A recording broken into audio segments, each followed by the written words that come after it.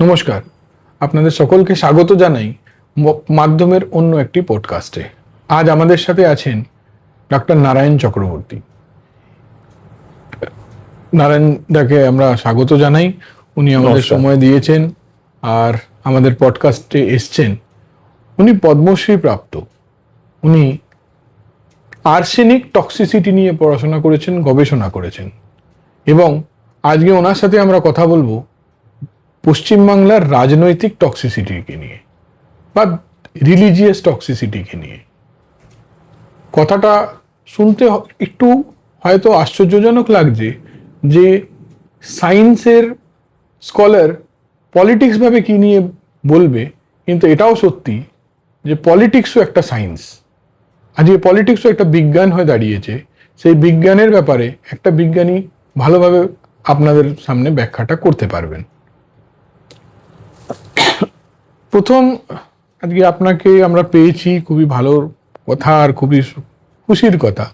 প্রথম প্রশ্নটা এই যে বাংলায় 35 বছর কমিউনিস্ট গভর্নমেন্ট ছিল, তারপরে 15 বছর ধরে টিএমসি আছে, মমতা ব্যানার্জির সরকার চলছে। আপনি যেহেতু একটা গভর্নমেন্ট এমপ্লয়ি ছিলেন, প্রফেসর ছিলেন, অনেক স্টুডেন্টদের আপনি সামনে দেখেছেন, ছাত্র রাজনীতিকে আপনি সামনে দেখেছেন, সেই হিসেবে আপনার কি ব্যাখ্যা যে 35 বছরের সরকার আর এই 15 বছরের সরকারের মধ্যে কি তফাৎ আছে বা কি তফাৎ আপনি দেখতে পান? দেখুন, প্রথম আপনার ওই যে কথাটার পেছনে প্রথম যেটা বললেন আপনি, যে একজন আর্সেনিক টক্সিসিটির বিজ্ঞানী হিসেবে আমি সামাজিক যে টক্সিসিটি, রাজনৈতিক ময়দান তথা সমাজের প্রত্যেকটি স্তরে যে টক্সিসিটি, সেইটার রিমুভালের জন্য কেন নামলাম। একটা কথা বলি, পৃথিবীর ইতিহাসে বহু উদাহরণ আছে। যেমন ধরুন, আজকাল যে কমিউনিস্ট দল এবং অবশ্যই তাদের সহযোগী ইন্ডি জোটের বিভিন্ন দল, যে যার থিসিসের ওপর, যার তত্ত্বের ওপর ভরসা করে আজকে ভারতবর্ষকে ভাঙার জন্য চেষ্টা করছেন, এবং যারা ভারতের ইন্টিগ্রিটি, অখণ্ড ভারত এবং ভারতীয় সংবিধানের বিরোধিতা করছেন, তার সেই ভদ্রলোকের নাম হচ্ছে ডক্টর গঙ্গাধর অধিকারী।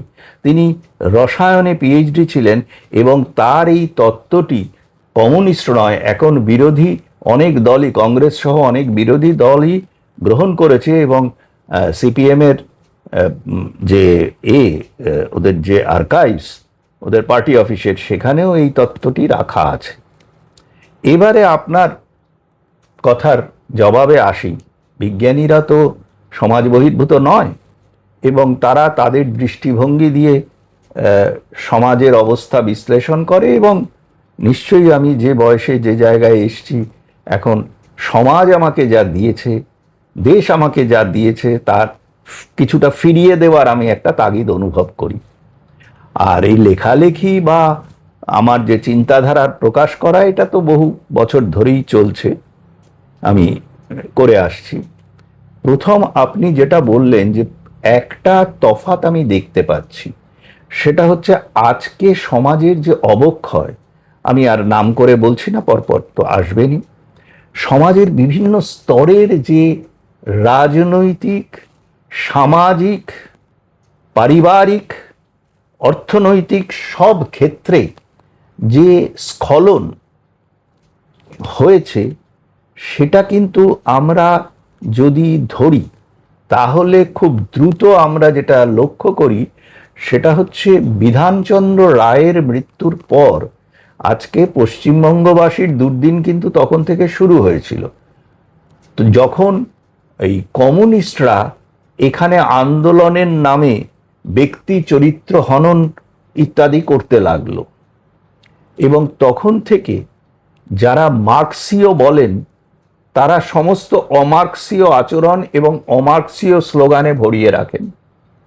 যেমন মার্ক্সবাদে কেন, স্বয়ং মার্ক্সও কোনো ব্যক্তিগত আক্রমণের দিকে যেতেন না, কিন্তু প্রথমে এই কমিউনিস্টরা শুরু করেছিল কানা অতুল্য, বলে কংগ্রেসের তদানীন্তন স্টেট প্রেসিডেন্ট অতুল্য ঘোষকে তার চোখের ডিফেক্ট নিয়ে বিদ্রুপ করে, এটা ওরা করে থাকে।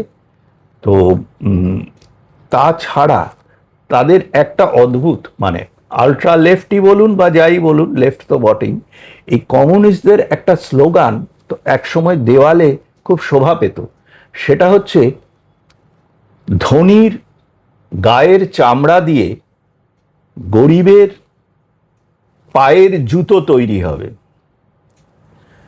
তো তখন সেই ইয়াং বয়সে আমি একটা প্রশ্ন তুলেছিলাম যে তাহলে ধনী যে শাসন, সেটা তো সমাজতান্ত্রিক বিপ্লবের রূপ পাবে না। ধনী গরিব হবে, গরিব ধনী হবে, তা সমাজটা তো আর পরিবর্তন হচ্ছে না।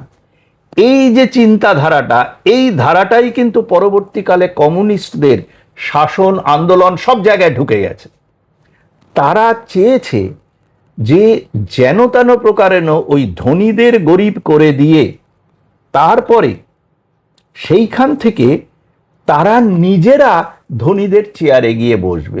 তার জন্য গরিব মানুষকে, তাদের সংঘবদ্ধ ভোটিং রাইটটাকে তারা ইউজ করেছে, ব্যবহার করেছে তারা। এবং সেই থেকে কিন্তু পশ্চিমবঙ্গের সাধারণ মানুষের দুর্দশা শুরু।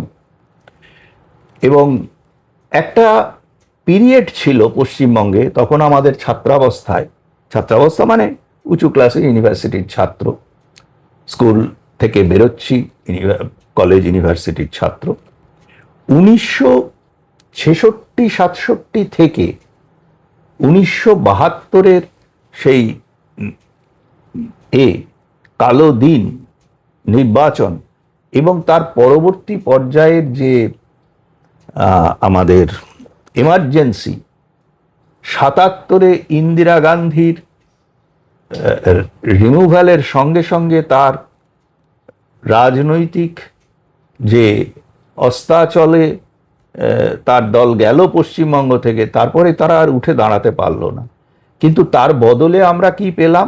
আমরা পেলাম একদল রাজনীতিজীবী মানুষ, যারা কমিউনিজমের নামে ধনীর পিঠের চামড়া দিয়ে গরিবের পায়ের জুতো তৈরি করতে গিয়ে গরিবের পায়ের জুতো যে তৈরি হলো সেগুলো নিজেদের পায়ে পড়লেন।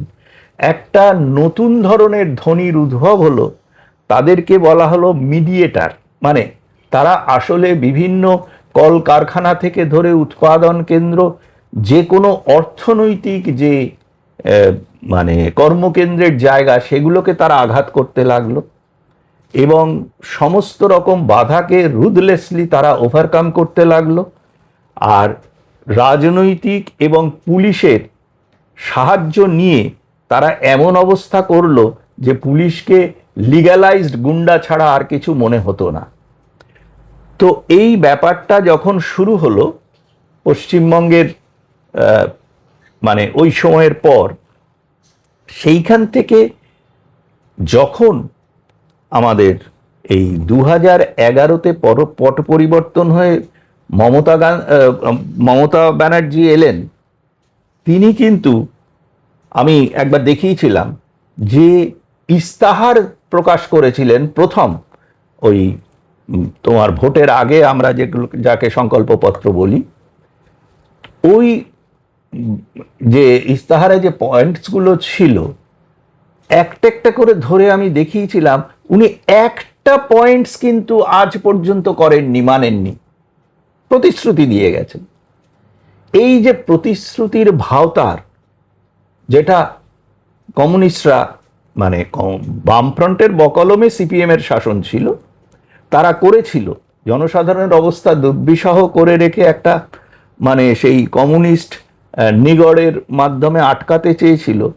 কমিউনিজমের যে মানে পশ্চিমবঙ্গের রূপ, নগ্ন রূপ সিপিআইএম এর আমরা দেখেছিলাম, তার মেধাবী ছাত্রী হিসেবে মমতা ব্যানার্জি সিংহাসনে চড়ে বসলেন। এবং কমিউনিস্টদের যেহেতু ওই মানে পরিবারতন্ত্রের ব্যাপারটা থাকে না, এবং মমতা ব্যানার্জি যে রাজনীতির অঙ্গন থেকে এসছেন, সেখানে পরিবারতন্ত্র সর্বাগ্রে অধিকার পায়, সে কারণে উনিও সেই পরিবারতন্ত্রের মধ্যে পড়ে গেলেন এবং উনি পরিবার থেকেই ওনার উত্তরাধিকারে নির্বাচন এবং তার জন্য যাবতীয় যা যা করণীয়, কমিউনিস্ট রাজত্বে যে বিভিন্ন অবক্ষয়গুলো শুরু হয়েছিল সেই অবক্ষয়ের মাত্রা উনি এতটাই বাড়িয়ে দিলেন যে ডেমোক্রাটাইজেশন অফ করাপশন পশ্চিমবঙ্গে অর্ডার অফ দ্য ডে হয়ে গেল। এবং পুলিশের শুধু ছোট মানে অফিসাররাই নয়, আইপিএস এমনকি আইএএসরা, আমি ব্যক্তিগতভাবে যে লাস্ট দুজন চিফ সেক্রেটারি ছিলেন, এই মনোজ পন্থ এবং এই চক্রবর্তী, নন্দিনী চক্রবর্তী, এদের সঙ্গে কাজ করেছি। এদের কিন্তু যে মিডিওক্রেসি দেখেছি, মানে আমলাতন্ত্রের, তখন আমি আমার কাছের লোকেদের বলতাম যে এরা কিন্তু বেশি দিন চালাতে পারবে না, ধরা পড়ে যাবে। এবং মমতা ব্যানার্জি যেহেতু একজন খুব একটা অল্প শিক্ষিত মানুষ এবং কারাপশনটাকে তিনি পারভেডেড ওভার অল দ্য সোসাইটি, সেই জন্য ওনার পক্ষে কিন্তু বেশি দিন এই কারাপশনকে ধরে রাখা সম্ভব নয়। হয় ওনার পতন হবে, না হলে এই কারাপশন এবং কারাপশনের কুশীলবরা ওনার আউট অফ গিয়ার হয়ে যাবে, আউট অফ কন্ট্রোল হয়ে যাবে, যেই জায়গার দিকে কিন্তু এখন পশ্চিমবঙ্গ যাচ্ছে। এর সাথে সাথে আমরা কারাপশন তো দেখছি, কিন্তু পশ্চিমবঙ্গ সরকারকে কারাপশনের এক স্টেপ অ্যাহেড মাঝে মাঝে মনে হয় ক্রিমিনাল সরকার। এবার এখানে যেটা আমরা আরো একটা জিনিস দেখতে পারি, যেটা আপনার সাথে কথা বলতে চাই, যে এখানে কিছু না হলে একটা ধর্ম নিরপেক্ষতাটা শেষ হয়ে গিয়ে একটা সাম্প্রদায়িক রাজনৈতিক ব্যাপার হয়ে গেছে। আর কিছুদিন ধরে এটাই আমরা বুঝতে পারছি, যেমন কিছুদিন আগে মমতা ব্যানার্জির একটা ভাষণ দেখলাম, সবাই পুরো দেশ দেখলো যে 2 মিনিট যদি আমরা সরে যাই তো 2 মিনিটে সব শেষ করে দেবে। তো এই ব্যাপারটা, এত সাম্প্রদায়িকতাটা পশ্চিমবাংলায় কি করে আসলো? আপনাকে একটা জিনিস বলি, আপনি যদি পশ্চিমবঙ্গ গঠনের ইতিহাসের দিকে তাকান, তাহলে আপনার কিন্তু এই প্রশ্নটা আসতো না। প্রথমত হচ্ছে, পশ্চিমবঙ্গ তো তৈরি হওয়ার কারণ ছিল না, এবং পশ্চিমবঙ্গ তৈরি হয়েছিল সোহরাওয়ার্দী, নাজিমুদ্দিন ইত্যাদি যে মানুষগুলো বাংলাকে আলাদা করতে চেয়েছিলেন, মানে পাকিস্তানের সঙ্গে নিতে চেয়েছিলেন, তারা প্রথম থেকে তো আপ্রাণ চেষ্টা করে গেল মুসলিম লীগ। আমি 1946 সালের, আপনাকে আমার কাছে আছেও, যে মানে এই মুসলিম লীগের ডেলি কাগজ, যে মর্নিং নিউজ, তার পুরো জুলাই মাস ধরে, জুলাই মাসের শুরুতে মুসলিম লীগ একটা আন্দোলন করলো, সেই আন্দোলনকে সমর্থন করলো কমিউনিস্টরা তখন। এবং তারপরে ওদের যে প্ল্যানটা ছিল, সেই প্ল্যানটা ছিল কিন্তু সারা ভারতবর্ষের থেকে বেছে বেছে লোকজন, মুসলিম লোকজন নিয়ে এসে উর্দু স্পিকিং পশ্চিমবঙ্গের বিভিন্ন সরকারি দপ্তর, বিশেষ করে পুলিশে ভর্তি করানো, যেটা সোহরাওয়ার্দী প্রাইম মিনিস্টার হিসেবে তখন করেছিলেন। প্রাইম মিনিস্টার বলতো, তারপরে চিফ মিনিস্টার হলো। এবং প্রথম দিকে বাঙালি কিছু মানুষজন, আমি আর নাম করে বলতে চাই না, শরৎ বোস বলেই দিলাম, শরৎ বোস, কিরণ শঙ্কর রায়, তারা এই বাংলাকে একটা আলাদা রাষ্ট্র করার জন্য দিল্লিতে তদবির আরম্ভ করলেন। এবং অনেকটা মোহনদাস করমচাঁদ গান্ধী ওদের সঙ্গে খানিকটা সহমত যখন হলেন, তখন সোহরাওয়ার্দীরা যে প্ল্যানটা করলো, সেটা হচ্ছে যে এখানে হিন্দু শূন্য করে দেবো।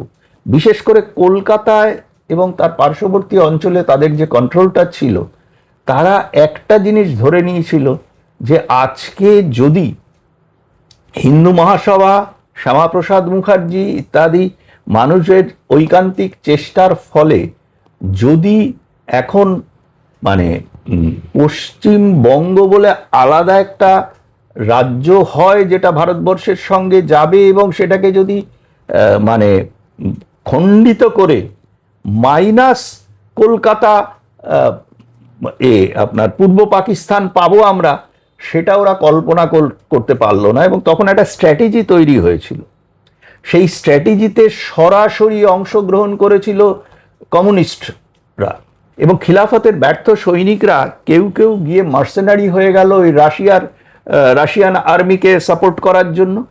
আর একদল এদের এখানে এলো মানবেন্দ্রনাথ রায়ের সঙ্গে হাত মিলিয়ে, তখন কমিউনিস্ট পার্টিতে এলো, এবং কমিউনিস্ট পার্টির তখন থেকেই কিন্তু কতগুলো বিশেষ আমি উদ্দেশ্য বলবো না, ওরা বলে মাকসাদ, কাজেই তাদের ভাষায় বলতে হয় মাকসাদ ছিল।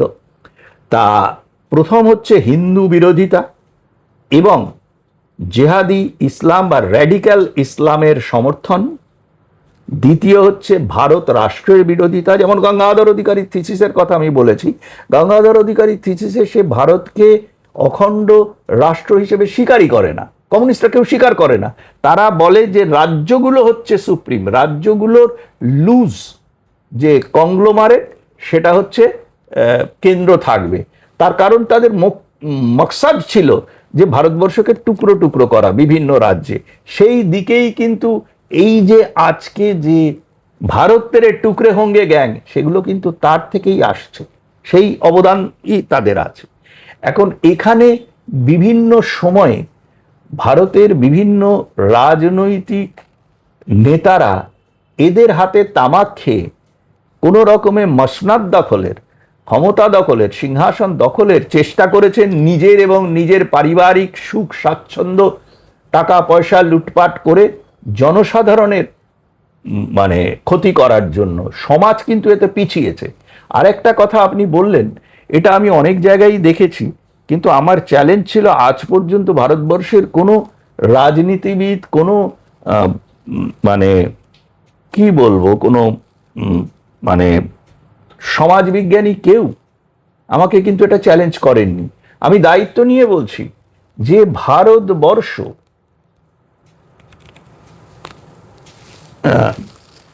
ধর্ম নিরপেক্ষ নয়, সেকুলার নয়।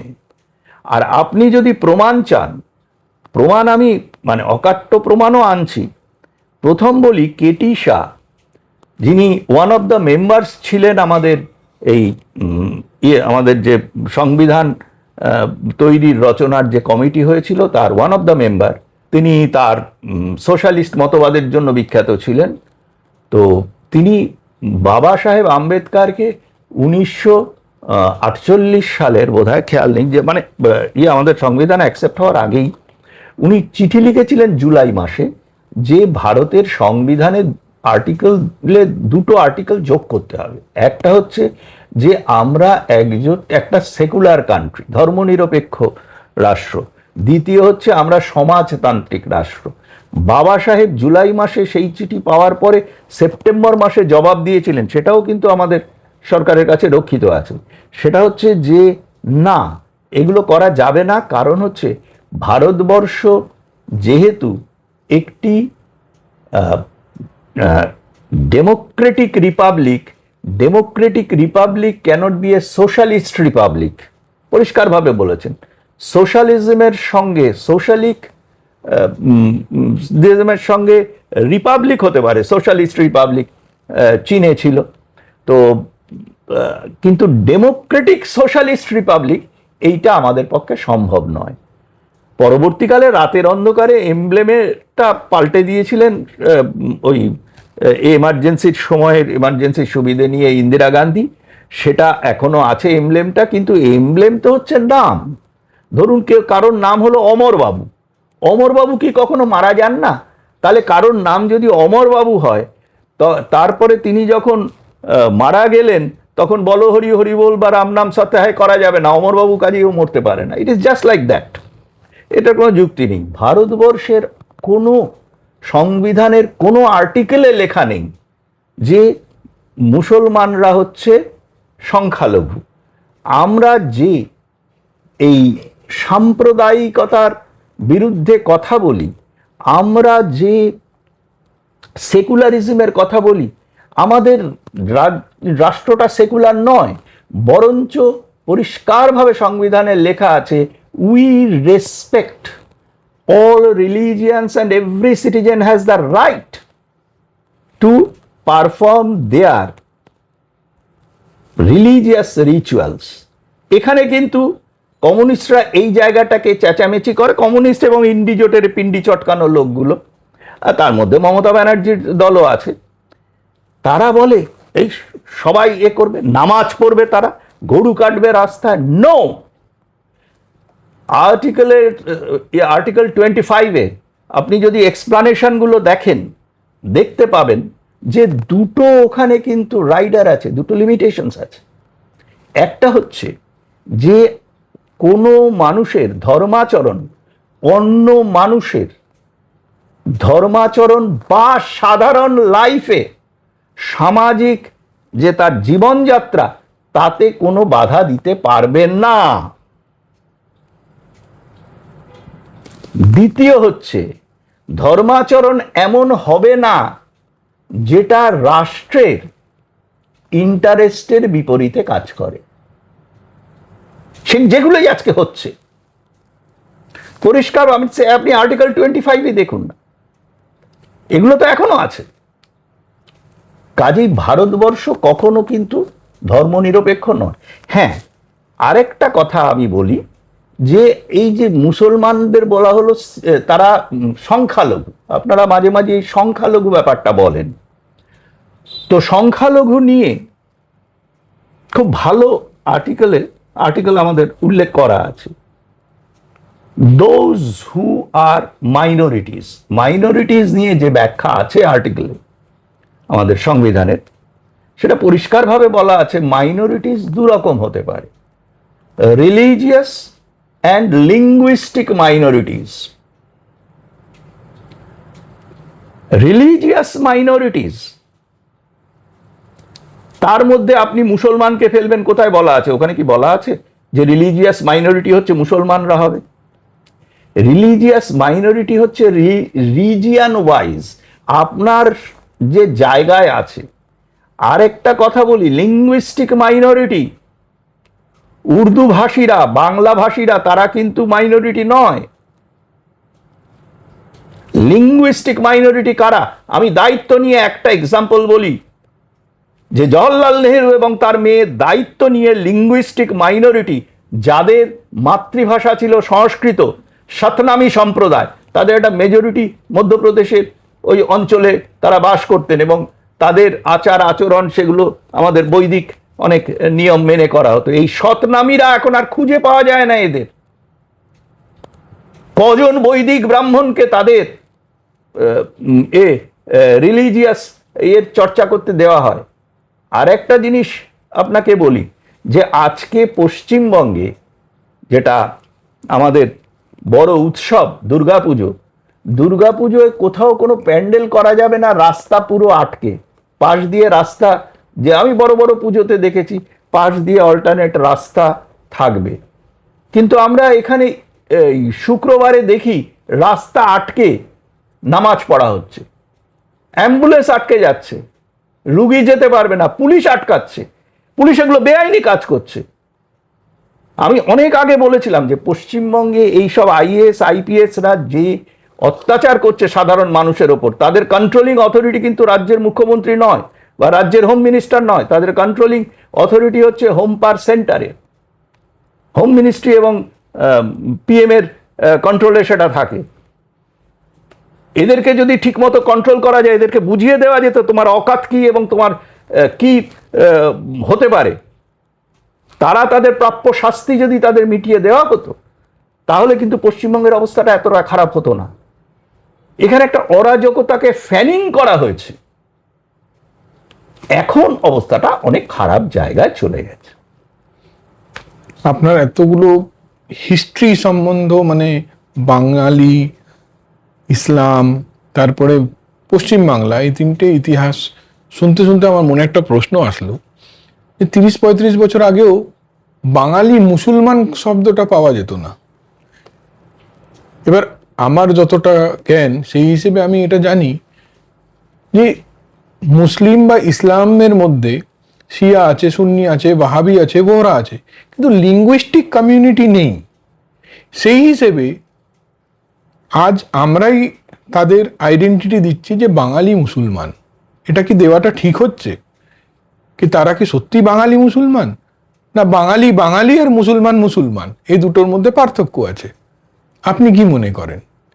দেখুন, আপনি কথাটাকে কিভাবে নেবেন। একটা আমাদের বাংলায় একটা খুব চালু কথা আছে, সোনার পাথর বাটি। আপনি যদি মনে করেন, নর্মালি আমরা কি বুঝি, ইট ইজ অ্যাবসার্ড থিং, কারণ সোনা ইজ গোল্ড আর পাথর বাটি is a pot made with stone, এটা হতে পারে না।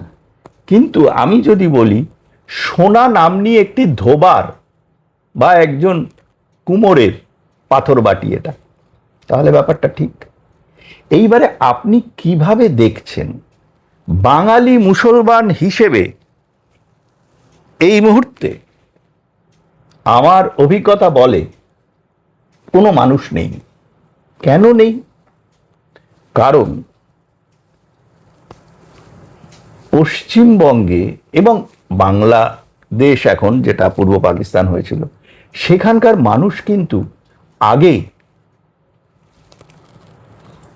মুসলমান ছিল না। আপনাদের বলি, বাখতিয়ার খিলজি যখন 1202 খ্রিস্টাব্দে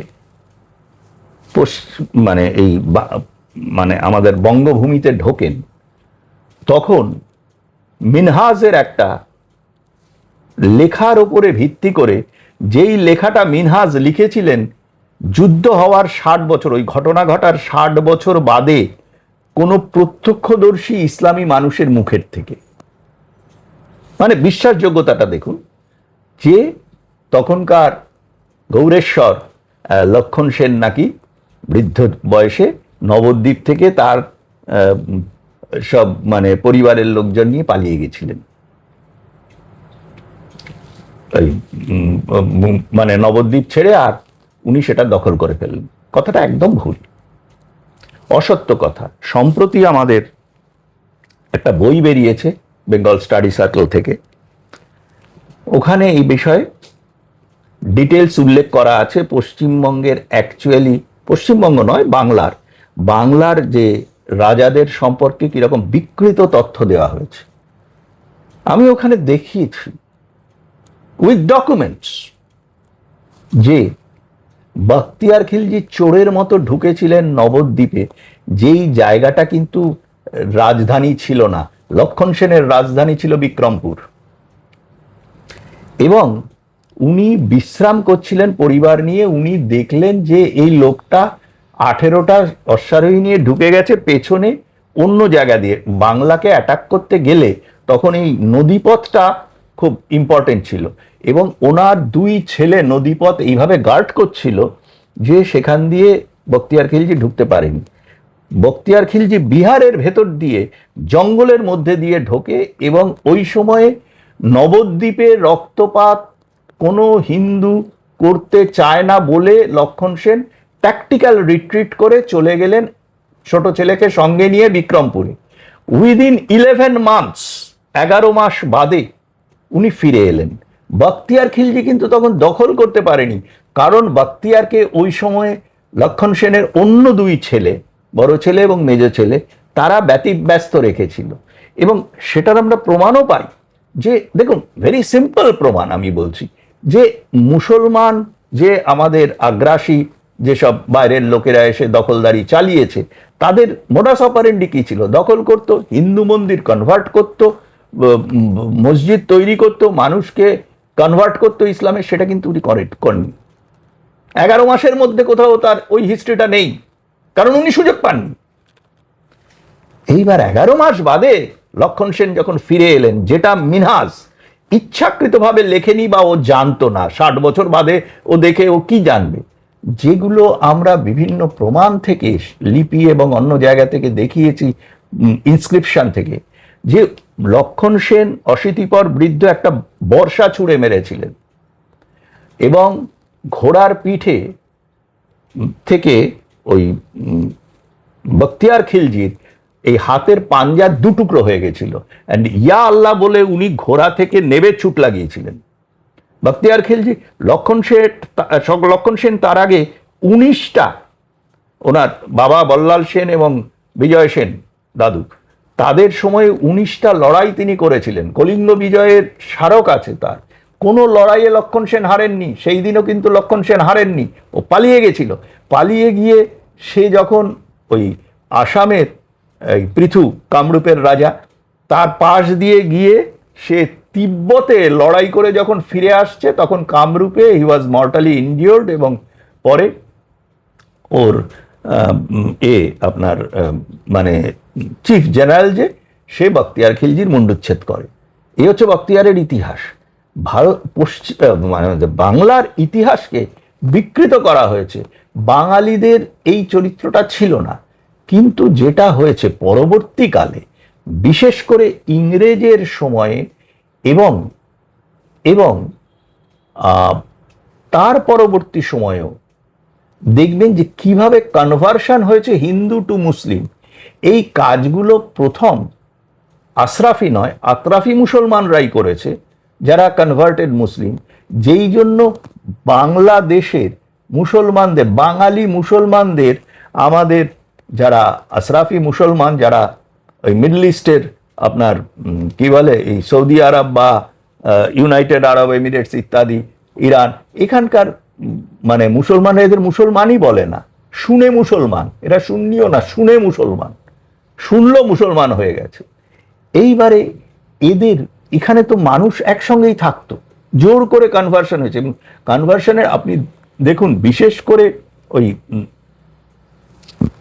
যখন ভারতবর্ষে এইসব সাম্প্রদায়িক যে ঝামেলাগুলো শুরু হলো আমাদের বঙ্গদেশে, তারপর থেকে কিন্তু মুসলমানরা যেখানেই সুযোগ পেয়েছে হিন্দুদের জোর করে কনভার্ট করে গেছে। হিন্দু নারী ভোগ করো, হিন্দুদের সম্পত্তি লুট করে খাও, লুট করে থাকো। এবং বাংলাদেশের আগে যখন পূর্ব পাকিস্তান হয়েছিল, সেখানকার বহু লোকের যেসব মানে বাড় বৃদ্ধি হয়েছে, সেগুলো হিন্দুদের সম্পত্তি লুট করে এবং হিন্দু ঘরের রমণী ভোগ করেই তারা এখন মানে কি বলবো, সমাজে যাতে উঠেছে, এরকম একটা ব্যাপার। লেখাপড়া তাদের কোনো যোগাযোগ ছিল না। আপনি যদি সেখানকার ঢাকা ইউনিভার্সিটির কথা বলেন, ঢাকা ইউনিভার্সিটির অধ্যাপকরা তারা তো ছিল সব হিন্দু। মুসলমান কজন ছিল? এবং কিভাবে এখানে এটা বেড়েছে দেখুন। আমি আপনাকে ছবি দেখাতে পারি। 1956-57 সালে ঢাকা মেডিকেল কলেজে, মেডিকেল কলেজ, নান আদার দেন মেডিকেল কলেজ, সেখানকার ছাত্রীদের, ফাইনাল ইয়ারের ছাত্রীদের যে ছবি, একজনেরও কোনো চাদর বোরখা নেই, সবাই শাড়ি পরা, একজন খালি সালোয়ার কামিজ পরা।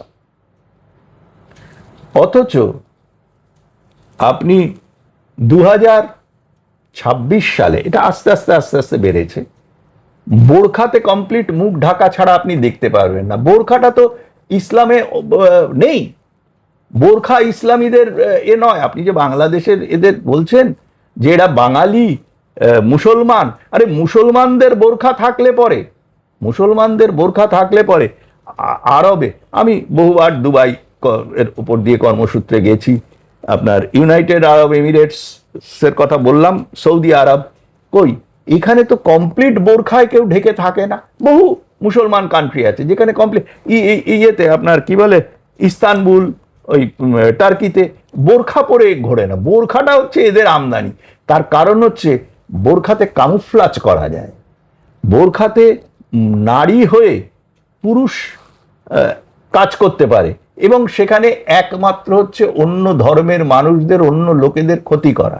এই যে মসজিদগুলো কেন ইউজ হতো, আমি আপনাকে বলি, 1946 সালের 16ই আগস্ট, যেদিন অক্টারলোনি মনুমেন্টের তলায় সুরাবর্দিন, নাজিমুদ্দিন সহ অনেকেই জ্বালাময়ী বক্তৃতা দিয়েছিল, সেখানে কিন্তু তাদের মঞ্চে সহযোগী দলের নেতা হিসেবে জ্যোতি বসুর সগৌরব উপস্থিতি ছিল। এবং ওই টিপু সুলতান মসজিদ থেকে যখন তাদের ওই মানে তারা সোর্ড, লাঠি, সোটা নিয়ে, ছুরি টুরি নিয়ে বেরোলো, সমস্ত ওই মসজিদে এগুলো রাখা ছিল। এখন মসজিদে কি হয়, বোমা থাকে, ছুরি এগুলো থাকে। এগুলো তো ভারতীয় সংবিধান প্রোভাইড করে না। মসজিদে ঢুকতে পারবে না কে বলেছে? ভারতীয় সংবিধান, ভারতে আমাদের ন্যায় সংহিতাতে বাধা নেই কোথাও। আর তারপরে আপনাকে শেষ কথা বলি, আপনি যে বাঙালি হিন্দুর কথা বলেন, বাঙালির অনেকগুলো ঐতিহ্য আছে। দেখুন, লালন ফকির, লালন ছিলেন মুসলমান। আজকে ফকিরের গান কোনো বাংলাদেশি বা আমাদের এখানকার বাঙালি মুসলমান, তথাকথিত যাদের কথা বলেন বাঙালি মুসলমান, তারা করতে পারে না। তারা ওই আরবের দিকে তাকিয়ে থাকে, এবং তাদের ভাষাটাও কিন্তু মানে বাংলা ভাষা নয়। তারা আসমানি কিতাব, আকাশের দেখে না। তারা পড়ি বলে না, তারা কিন্তু পড়ি বলতো। তারা বলে কি? তারা কি বলে? তারা বলে ফেরেস্তা। এবারে দেখুন, ফজার টাচার এইসব নিয়ে আমি অনেক বলেছি, প্রাতঃকাল বলে না। তারপরে বাবাকে ওরা আব্বা, মা হচ্ছে আম্মি, চাচা চাচি, ফুফা ফুফি, অনেক কিছু এগুলো আছে। হ্যাঁ, তারপরে শুধু নয়, নিজের বরকে, আগে ওরা বর বলতো, এখন বলে জামাই। মানে কে শাশুড়ি আর কে বউ বোঝা যায় না। এটা কিন্তু বাংলা ভাষা নয়। ওরা নিজেদের একটা নিজস্ব মানে নিচু পর্যায়ের আরবি সংস্কৃতির পদলেহনকারী হিসেবে নিজেদের দাঁড় করাচ্ছে, এবং সেখানেই তারা খুশি। এবং এই জায়গাটাকে বাঙালি চরিত্র বলে দেখানো হচ্ছে। দেখুন, আমরা যে এই যে চরকে মুসলমানরা পার্টিসিপেট করত। আমাদের ওই লালনের গান বলছি, আপনার বাউল গান, হ্যাঁ, আজকে ভাটিয়ালি গান, এগুলো মুসলমানদের বৈশিষ্ট্য ছিল। এরা গান করতে দেবে না। এরা এই সব গানগুলো এখন আর বাঙালি মুসলমান নামনি জাতির মধ্যে থাকে না। তাদের ভাষাটাও বাংলা ভাষা নয়।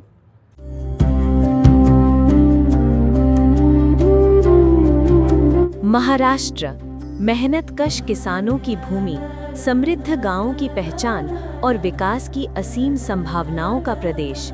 प्रधानमंत्री नरेंद्र मोदी के मार्गदर्शन में और मुख्यमंत्री देवेंद्र फडणवीस के नेतृत्व में आज महाराष्ट्र ग्रामीण विकास, जल प्रबंधन और कृषि के क्षेत्र में नई ऊंचाइयां छू रहा है।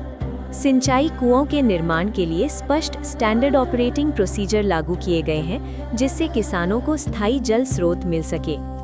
राज्य भर में 1,01,000 से अधिक विकास कार्य पूरे किए जा चुके हैं। इन प्रयासों से अब तक 16 करोड़ 15 लाख से अधिक मानव दिवस रोजगार का सृजन हुआ है। कोकण क्षेत्र में खारे तटीय भूमि के विकास के लिए 286.65 करोड़ रुपए की परियोजना स्वीकृत की गई है। और डिजिटल कृषि को बढ़ावा देते हुए हॉटिनेट पंजीकरण में महाराष्ट्र देश में प्रथम स्थान पर है। जल प्रबंधन में उत्कृष्ट कार्य के लिए राष्ट्रीय जल पुरस्कार 2024 में महाराष्ट्र को देश का सर्वश्रेष्ठ राज्य घोषित किया गया है। राज्य सरकार ने पंप्ड स्टोरेज परियोजनाओं के लिए 51 समझौता ज्ञापनों पर हस्ताक्षर किए हैं, जिनसे 70,000 मेगावाट क्षमता विकसित होगी। इन परियोजनाओं से लगभग 3.83 लाख करोड़ रुपए का निवेश आएगा और 1.13 लाख से अधिक रोजगार के अवसर पैदा होंगे। इसके साथ ही नदी जोड़ परियोजनाओं और सिंचाई योजनाओं को तेजी से आगे बढ़ाया जा रहा है। प्रधानमंत्री किसान सम्मान निधि योजना की 21वीं किश्त के तहत 1,808 करोड़ रुपए सीधे 90 लाख किसानों के खातों में पहुंचाए गए हैं। राज्य में प्राकृतिक खेती मिशन को बढ़ावा दिया जा रहा है। किसानों के लिए फार्मा मोबाइल ऐप और डिजिटल किसान आईडी, एग्री स्टैक जैसी आधुनिक व्यवस्थाएं शुरू की गई हैं। कृषि में नई तकनीक लाने के लिए महा एग्री एआई पॉलिसी 2025-2029 लागू की गई है। साथ ही कृषि समृद्धि योजना के अंतर्गत 25,000 करोड़ रुपए का निवेश किया जा रहा है। और PM-FME व्यक्तिगत इकाइयों में महाराष्ट्र आज पूरे भारत में प्रथम स्थान पर है। प्रधानमंत्री नरेंद्र मोदी के मार्गदर्शन में और मुख्यमंत्री देवेंद्र फडणवीस के नेतृत्व में महाराष्ट्र बना रहा है समृद्ध गांव, सुरक्षित जल संसाधन और समृद्ध किसान। नया विश्वास, नया विकास, नया महाराष्ट्र।